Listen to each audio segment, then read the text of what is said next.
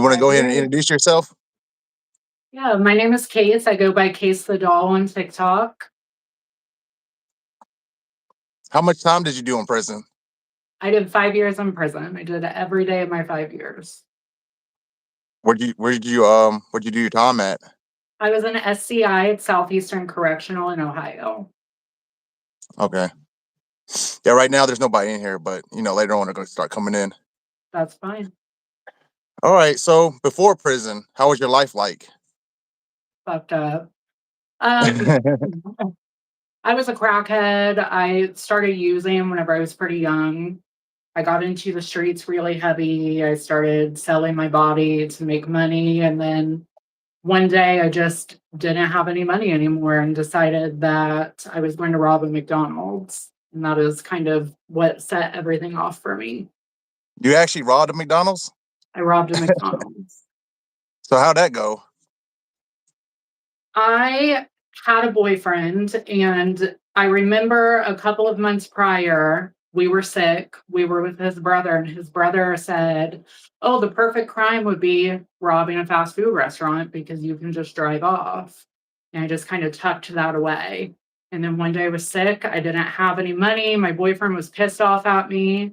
And I thought, fuck it, I'm going to go rob McDonald's. So I took the license plate off of my car. It was snowing. It was January. I stuck snow on the front license plates. I went through the drive-through. I ordered a fruit and yogurt parfait, put on a ski mask, pulled out a gun, and told the girl to give me the money. Have you done anything like this before, or is this just No, like, I'd never. I had done like petty crimes, petty theft, but nothing like that. jeez? And was it just like to feed your habit because you were living Yep, fast out there? that was it. Yeah. See, that's the dangerous thing. When people are on that kind of stuff, like you gotta have more and more every day. Every day. It's just like feeding. It just never stops. Never. So when you actually robbed the McDonald's, what happened? Can you run us through the events? Yeah, I got the money. I drove off and I had no gas in my car. Obviously, I was a crackhead. Well, So I drove off. when you were robbing them, like was the Mhm. lady surprised? She didn't act super surprised. She just said, okay. And then she started to close the window. And I said, if you close the window, I'm going to blow your brains out. Oh, And she so was you were in like, a okay. drive-through. I was in the drive-through. Yeah. She said, Okay. okay. She gave me the money out of the register. I drove off. I didn't know where to go. So I went to a trap house that was in Chillicothe, Ohio. Got out in the trap, spent my money, and then they said, the police are out there with your car. I had the mask and the gun in my car. So I was like, what am I going to do? They know where I am. It was like a hoarder house upstairs in the attic. So I hid under a bunch of trash. The police left. They couldn't find me. I stayed in the attic for, I think, 3 or 4 days. And then I decided to go turn myself in because I knew that I was going to end up dead. Yeah. So the police were actually outside? The police were outside. They impounded my car. They tried to search the house, but it was such a mess, such a filthy mess. They never found me. I wonder how they knew you were there. Do you have any idea how they knew you were there? It was a place that I frequented. Oh, So, okay. And let's say yeah, seen the car outside. Yeah. yeah. So, I mean, when you turned yourself in, what was going through your head? Did you know like you were going down? I thought, honestly, I think at that point, I still thought like that I could tell them it wasn't me, or they would say, you're a first time offender. We're not going to do anything to you. We're going to send you to rehab. I wasn't expecting to be locked up for 5 years. I thought I would do a little bit of time in county and get out. Yeah, that's armed robbery. That's armed robbery. Yeah. And that was like your first time getting locked up? First time. Yeah.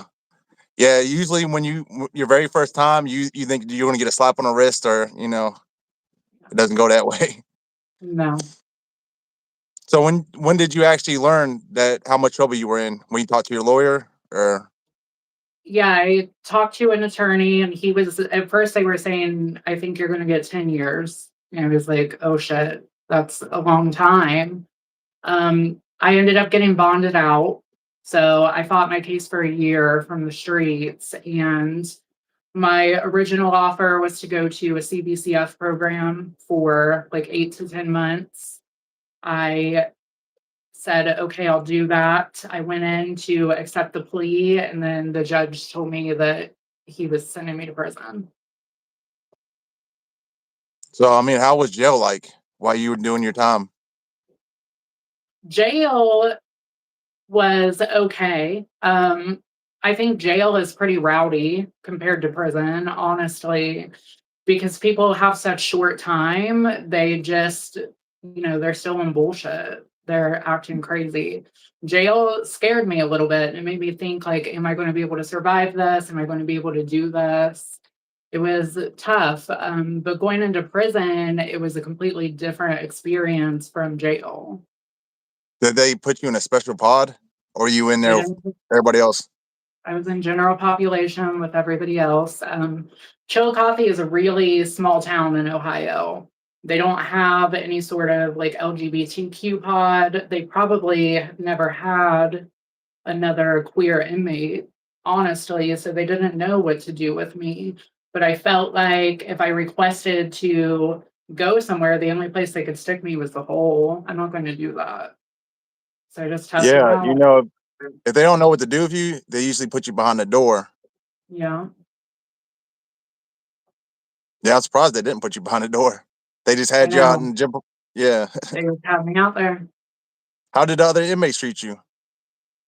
So in the jail, it was okay. I had a lot of connections from the streets, honestly. So I knew a lot of people that were in jail.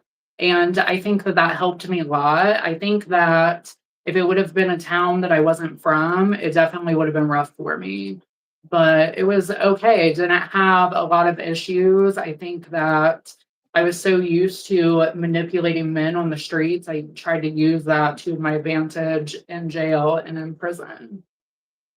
Yeah, you didn't get in any situations in there. Not in jail. Not in jail.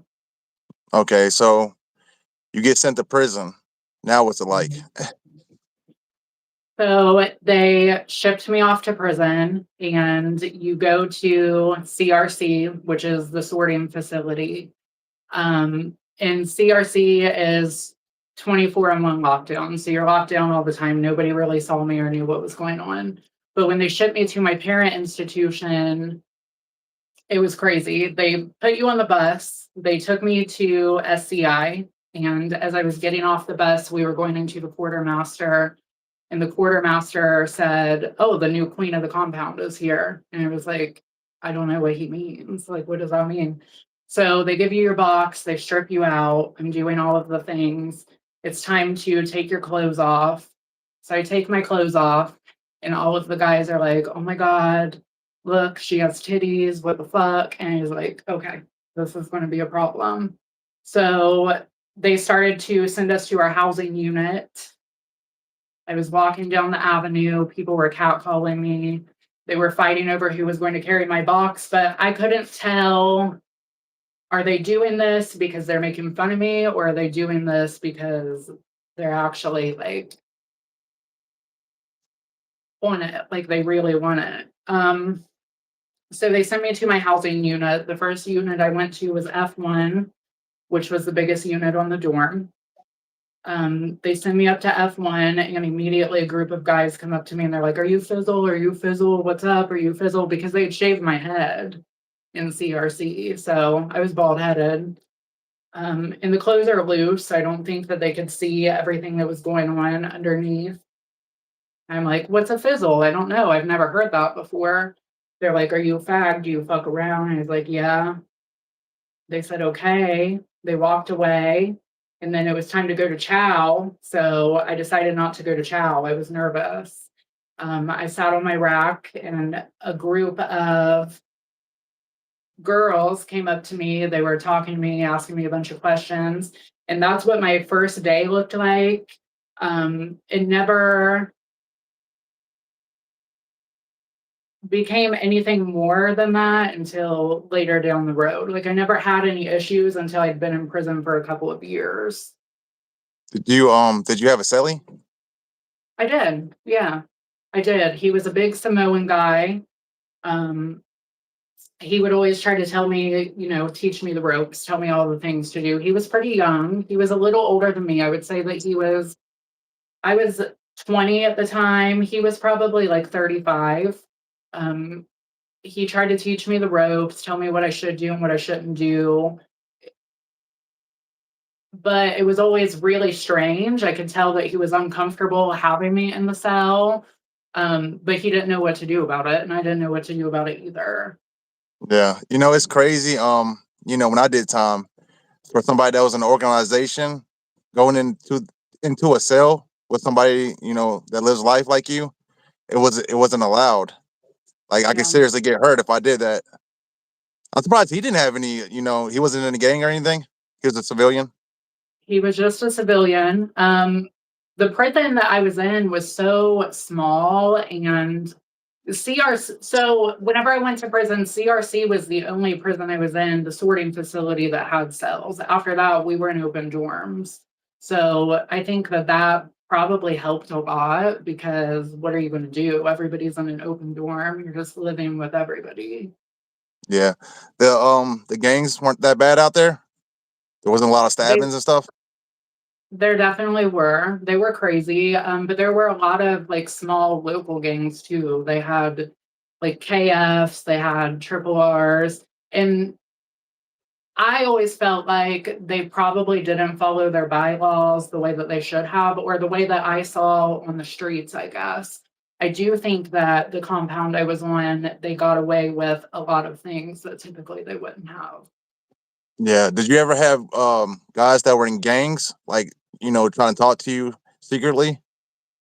Yeah, they used to call me the patch hunter. So I would have people from gangs come to me and offer me money to try to seduce or kick it with somebody that they thought was suspect. And then they would They ask me to report back So the gangs used to set people up, like they would just come to you and tell you to go seduce one of their members just to see if he's all the sus. time, all the That's time. crazy.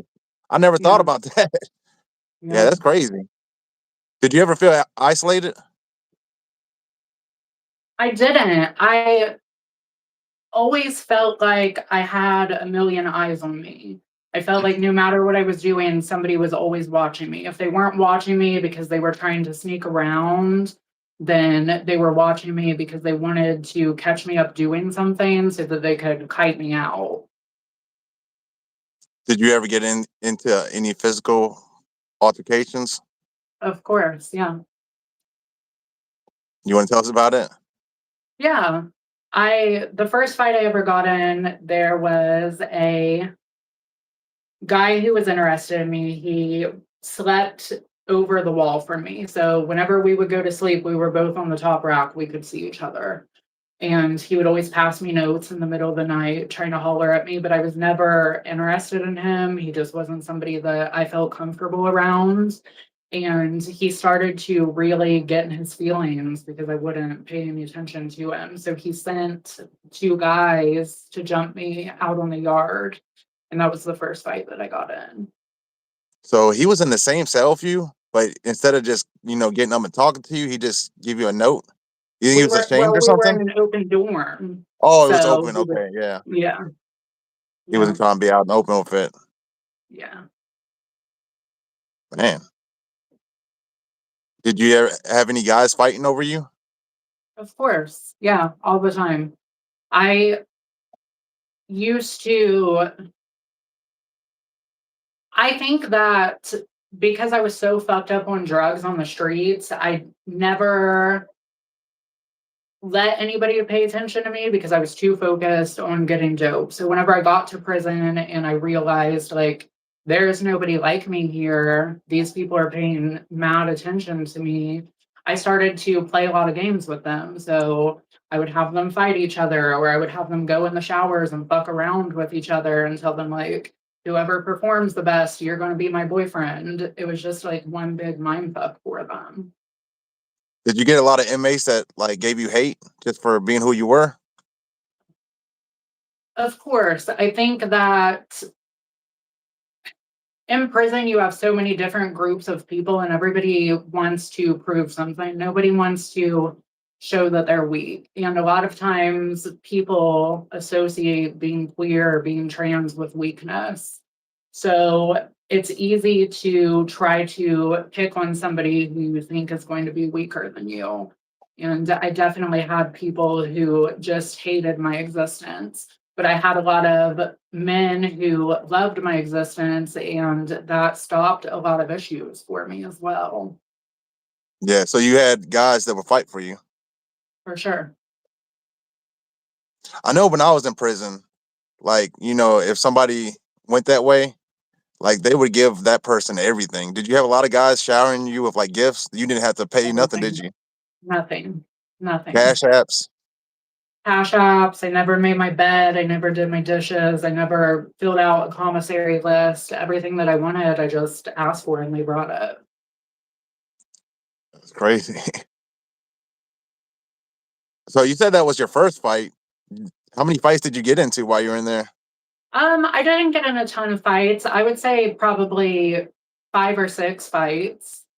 A lot, most of the time it would be with a boyfriend of mine. Just like Jerry Springer shit. Yeah. So how was your dating life while locked up? I know you said you had guys. Did you have somebody like special that you like I, spent most time with? I did. I had somebody that I spent 4 years with. I always tell people on my channel it's crazy. Like I had never been in love until I went to prison, and I definitely didn't expect that to happen in prison. But I did have a guy that I spent 4 years with, and it was like being a normal couple on the streets almost. Prison is its own little environment.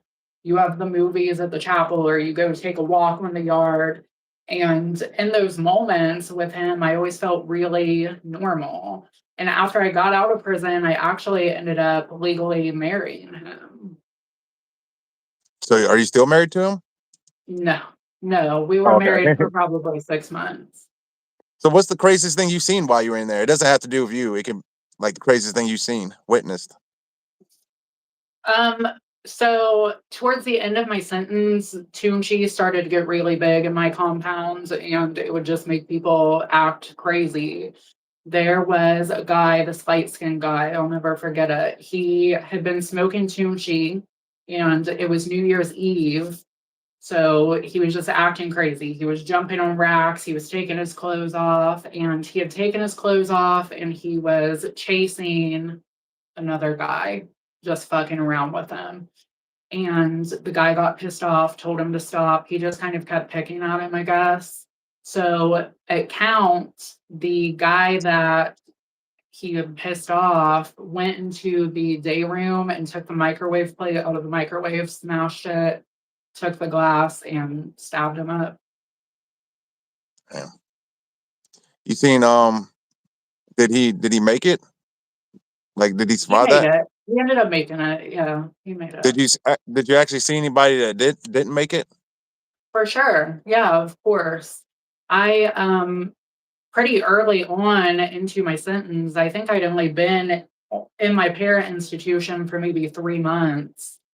There was a group of boys that stole some Suboxone from somebody, and the guy found out who one of the little boys was, and he killed him. Yeah, it's prison's a crazy place. That's why I like to do these interviews and tell my stories, because a lot of people don't know that a lot of people don't make it home. For sure. I Yeah. think I seen way more people die in prison than I did on the outside. Way more Yeah. people. They have a lot of drugs in their contraband, and on the outside you were messing with that stuff. Is that something you tried while you're in there? I actually stayed sober while I was in prison. I had already detoxed pretty hard going through the reception center. it was definitely a challenge, but there was nothing in there that I did. I smoked crack and I did heroin, and that was really all that I messed with on the streets. I never saw any of that in prison or any of that that I would have trusted, so I just never got into it. Yeah. Do you think prison helped you? It like slowed you down? I think it saved my life for sure.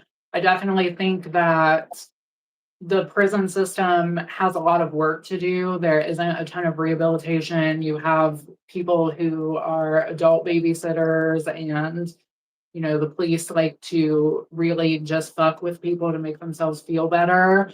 But if I had not gone to prison, I would be dead. I know that I would be dead. Yeah, you gotta wanna, change for yourself. But being in a place like that, it will make you want to change. For Definitely. sure. Now, what about the COs? How did they treat you? The Theos were fine. Anytime I had an issue with a CO, it was always a woman. It was never a male CO. I had a lot of female COs that really tried to fuck with me. But the male COs, they were great. I would almost say that they babied me.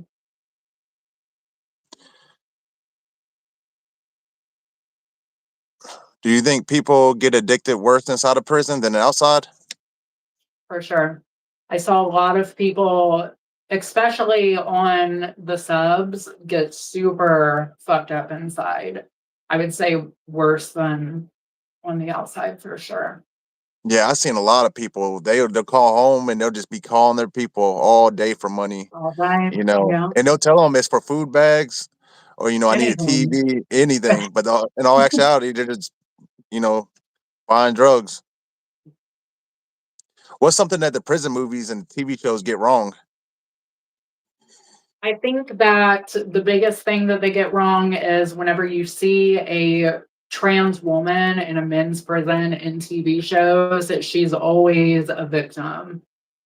She's always having the worst time of her life. And I think that for a lot of people, that probably is true, but it's not true for everybody. I saw people who identified as LGBTQ after they went to prison, like they were pressure punks that had a rough time. But I saw other people who came into prison just the way they were. And I think that people kind of respected that, or they knew that this isn't just some survival tactic. So it was kind of like live and let live. Yeah, for sure. I mean, it didn't sound like you were a victim in there. It sounded like you were kind of running No, stuff. it was, I don't want to say that I had a good time because I don't ever want somebody to think that prison is easy or it's not scary or crazy shit doesn't happen. But I definitely felt like there are times, even now, whenever I'm like, damn, I miss prison because I had so many people who wanted to do everything for me. Yeah, yeah, that's for sure. I mean, you got a lot of guys in there that's never going to get to see actual woman. You For know, sure. you want to go ahead and walk us through like a normal day, like what you would do normally. Yeah, I would wake up. They would call breakfast. I never would go to chow for breakfast. I honestly never went to the chow hall because I had the boys that would cook for me. I would wake up, I would decide which man I was going to run around with that day, and I would typically go grab him. We would go in the shower together while everybody was at chow, fuck around. After that, we would get ready. They would typically call first rec. We would just go walk the yard, talk, and then that was just kind of like a repeating cycle. There isn't a ton to do in prison. I was on a softball team at one point for a little while, so I played softball whenever I was there.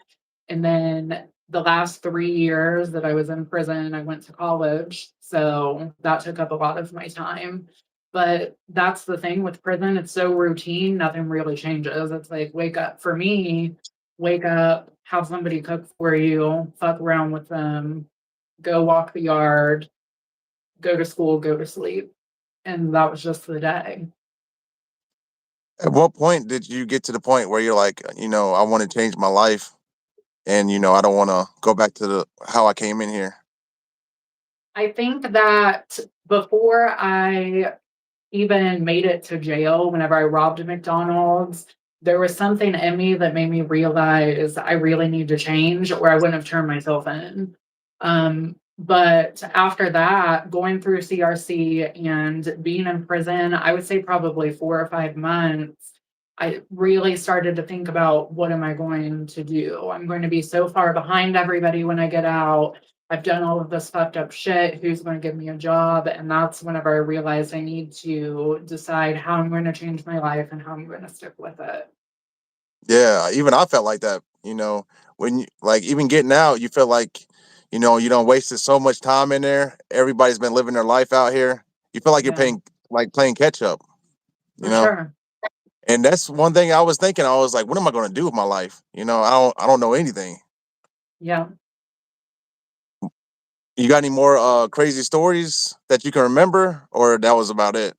Yeah, I mean, I have a ton of crazy stories. That's what I've built my platform off of is just sharing my stories.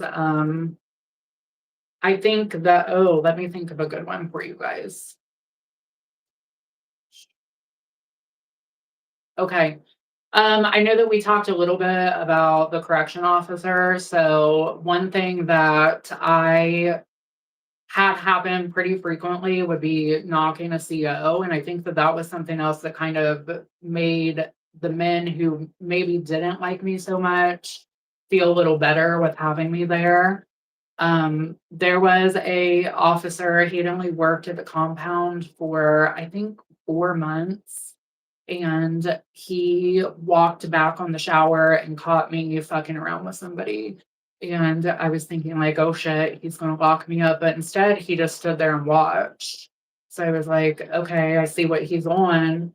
And I started to, whenever I would walk past him or I would see him, just flirt with him a little bit to kind of push the boundaries and see what he would do. He started flirting back. So then I would start asking him for little things like, can you bring me a pack of cigarettes? Can you bring me some Chinese food? And every time he would bring it. So that went on for like 2 or 3 years. And then one day they locked him up or they took him out, they walked him out. And I thought that it was because there was going to be a PREA case on me and him, like somebody had told on us or something. So I was flipping the fuck out. I was calling everybody at home. I was having people take all of my stuff because I thought they were going to ride me out. And they never came to get me. So I was thinking that's so strange because everybody talks in prison and they were saying that he had been caught fucking around with somebody. So I was super stressed out. And a couple of days later, I found out that he was fucking around with somebody else and they got caught. So that was definitely pretty crazy because we were both messing around with the same CO and both. I don't know if anybody that's watching knows, but you can't consent to sexual activity in prison as an inmate because you're a ward of the state. So even as an adult, if a correction officer is caught with an inmate, then it's PREA, which is the Prison Rape Elimination Act. It's a charge for them, and it's typically a charge for you, and you're being wrote out. And that was a really scary moment for me because I thought I was busted, but it ended up being somebody else. Yeah, that is crazy. I never imagined that would happen. Yeah. What was your day of release like? So I got out during COVID and we were doing quarantining. So you had to quarantine for 14 days prior to your release, and they would take you to the basement of the school. They had little areas set up. So I had been in there for 14 days, and then they called me to go out. You sign all of your paperwork. They put you in the sweatsuit. Ours was ugly green. And my mom came to pick me up. I got in her car and we drove down the road. I got car sick because I hadn't been in a car for so long. And I needed to stop somewhere to get a phone. So we stopped at a Boost Mobile, and I was so scared to go in or be out in public. I remember just shaking and sweating because it was so overwhelming to be able to go in somewhere and do what you wanted or to see other people. And then whenever you do go in, you have people standing behind you or beside you, and they're so close to you, and you're not used to that. It kind of flips you out. So that was a hard adjustment.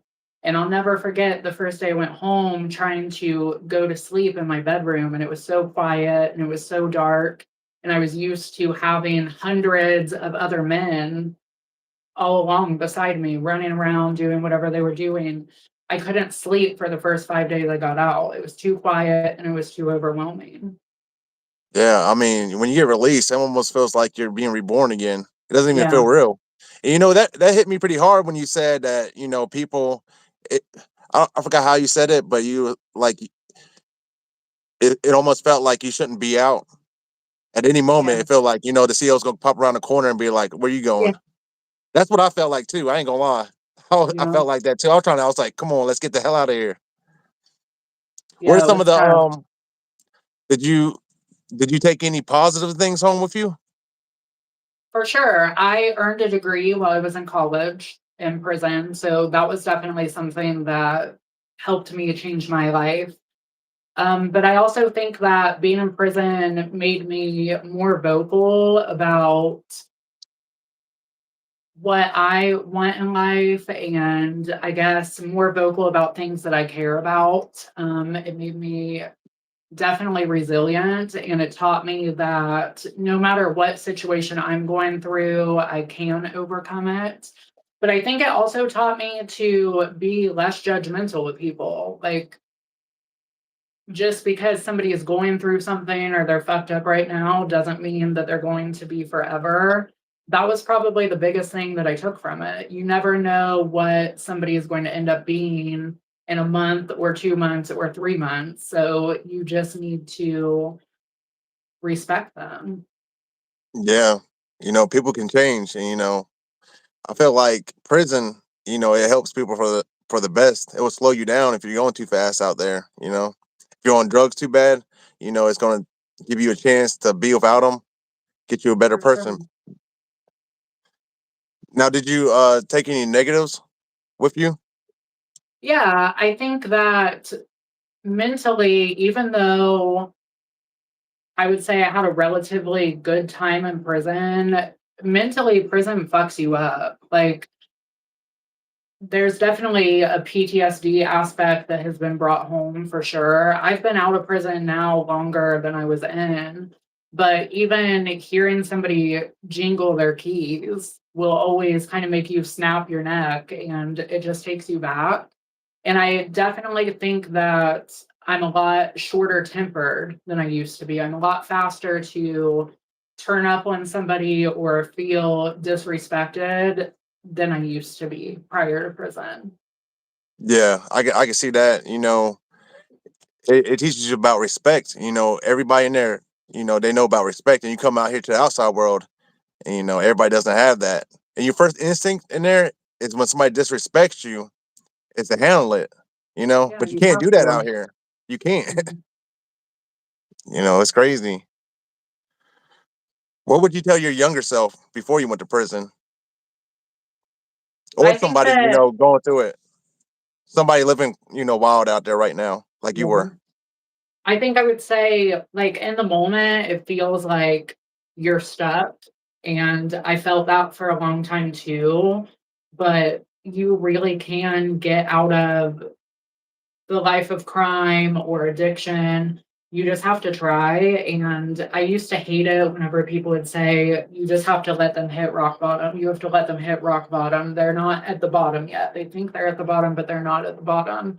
I would say that's true. You really have to hit your rock bottom. And I just hope for whoever is out there struggling that your rock bottom doesn't send you to prison or you end up dead before you have a chance to change. Yeah, that's for sure. Prison's not a bad place. It's really not. It can be sometimes. It can teach you some stuff. I mean, if it's short term, but if you're in there for like years and years and years, it can be horrible. You get extorted and all that. But Yeah. what are some of your goals now? I My biggest goal when I got out of prison was to open a salon. Prior to going to prison, I was a licensed cosmetologist. And I opened a salon within my first year of being out. That was the biggest accomplishment to me personally. I think now my goals are to just keep sharing my story on my platform, and I just want to help people. I want to, no matter what you're going through in life, I want you to know that it's going to be okay. And like, please learn from my mistakes and let's see what we can do to get you on the right path. So I would like to eventually have some sort of halfway house or sober living home. Yeah. Do you have a YouTube channel? I don't do YouTube, just TikTok. You want to give people your TikTok so they can follow you if they want to? Yeah.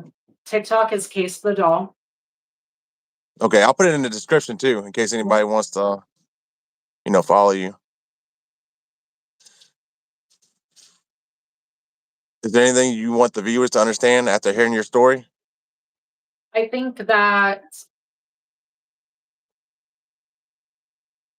I'm assuming that your viewers probably think a lot of the same thing that my viewers do. And I know for me, a big thing that I get is that it's unbelievable to think that somebody like me would have had very minimal issues in prison.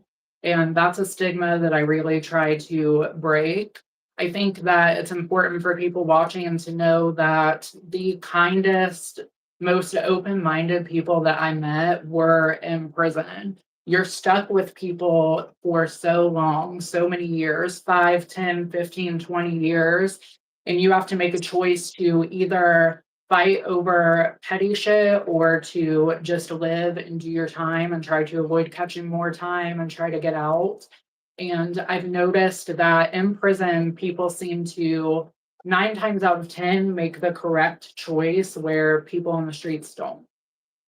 Yeah, probably because they have a lot more time to think about it. They actually can sit in For their sure. cell or open pod, and they're sitting there. They can actually sit there and think about something. For sure. Yeah, And I but do see a lot of people asking about my mouth. So it sounds like they want to know about that. Nothing happened. I didn't have a stroke. I didn't get my ass beat. My biological mom was a drug addict, and this is just the way my mouth is. There's no story for that. okay, so it's from her abusing drugs. For sure. That's another reason not to do drugs because if you're pregnant, Right. it really can mess the baby up. For sure. I mean, my mom, she was on battle on drugs too, and growing up, it's harder for me to learn. I didn't even know how to talk until I was like 5 or 6. I had to go Yeah. to speech classes and all that. That's why sometimes I Drugs stumble over my word. definitely, yeah, drugs definitely affect everybody around you, not just you. For Yeah, sure. definitely. Yeah, I was hooked on Percocets real bad. I was doing other stuff, but Percocets were the main things. I was messing around with Molly and all that powder back in the day. But Percocets, I got into a car accident and I was like dependent on it. And going to prison, it like cut me off all that. And Yeah, that's one day I can think about it because if I want to go to prison, you know, to this day I know I still be doing it, abusing the hell out of it. I for was, sure. I was a horrible person, you know. But I don't if you don't if you can learn from our mistakes, you shouldn't want to go because some people don't get to make it home. You might go to prison and get extorted, had the worst time in there, not even make it home. So, That's true. I just want to put the how it really is in there. I want to put it out so people don't have to go in there and experience it themselves. Yeah, I think that my case was pretty different than how I anticipated going in, but I definitely saw people be extorted, get their ass beat, not be able to leave their cell, have to check in. That's a daily occurrence. And just because it didn't happen to me, it doesn't mean like if I were to go back, it wouldn't happen or it wouldn't happen to you. Prison definitely isn't a fun place. It's not a game. It's not a joke, and I think that No. it is important for people to Well, know that's that. that's the thing about it. Anything can happen at any moment in there. That's the thing about it. At any moment. Like you actually feel like you're in a war zone. Well, you weren't into like the gangs and all that, so you probably didn't feel like that. But for somebody that's in the organization or messing around gangs, it's totally different in there. It's a war zone. For sure. Yeah. Did anybody actually get hurt? Like over you? I think you said that before, but Yeah. So there were two guys that I was just playing around with way too much. And I remember one of the guys said, like, you really need to stop fucking around with my head or somebody's going to get hurt. And I thought that he was talking about me, but he ended up taking a bedpost and beating the other guy pretty bad with it in the head and the face. He busted his teeth out. It was pretty bad. so was he jealous or something? He was jealous. Yeah, he was jealous. Dang. And did the other guy ask for it, or did he just do that just to like try to impress you, or I think that he thought that it was going to scare me, or he was going to get rid of the other guy, and that would make me choose him or stop playing games with his head, I guess. Yeah, it's crazy. Is there anything else you can think of? I I think don't think I think that's so. about it. All I covered all right, the questions I perfect. wanted to ask. Sounds Yeah, I good. want to thank you for coming on. I want to on my channel. I want to bring every every person that there is in prison, trans, gang members, white, black. I'm trying to bring everybody in for interviews. And I think you gave a pretty good interview. So if you want to Yeah. follow her, if you want to follow her on TikTok, I'm gonna put it in the description. And yeah, thank you for coming. Thank you for having me. And everybody else, thank y'all for coming. If y'all want to know, if y'all want to find her, she's on TikTok. And yeah, I think that's about it.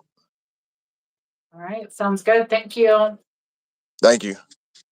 Bye.